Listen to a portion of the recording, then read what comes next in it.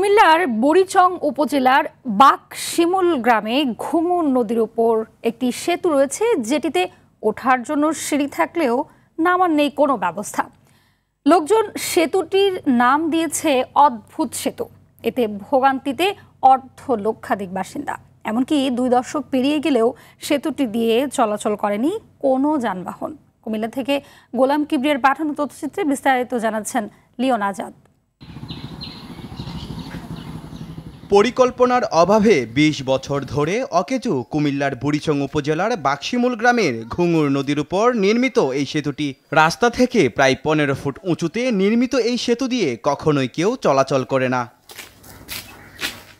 স্থানীয়রা বলছেন 2005 সালে সাবেক উপজেলা চেয়ারম্যান সাজ্জাদ হোসেন স্বপন প্রভাব খাটিয়ে তার বাড়ির পাশেই সেতুটি নির্মাণ করে। নির্মাণের সময় বলা হয় নদী পারাপারে এটি হবে এলাকাবাসীর জন্য বড় সহায়ক, কিন্তু সেতুটি এখন গ্রামীণ মানুষদের জন্য জনদুর্ভোগ ও ক্ষোভের কারণ হয়ে দাঁড়িয়েছে।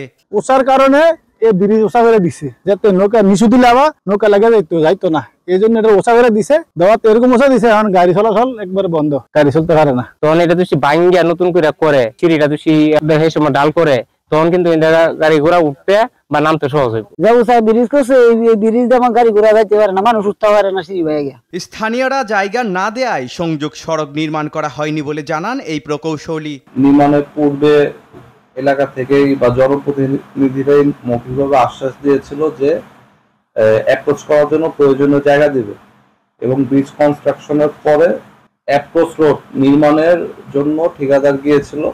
তখন কিছু স্বার্থান্বেষী মহল জায়গা দিবে না এই মর্মে একটা ঝামেলা করেছিল, এবং এরপর থেকে এখানে আর অ্যাপ্রোচ করা হয়নি। সচেতন মহল বলছেন পরিকল্পনার অভাবে ব্যর্থ এই প্রকল্প বর্তমানে অপচয় হওয়া সরকারি অর্থের প্রতীক হয়ে দাঁড়িয়ে আছে। কার্যকর পদক্ষেপ ও সংস্কারের উদ্যোগ নিলে বদলে যাবে বাকশিমুলবাসীর জীবনযাত্রা।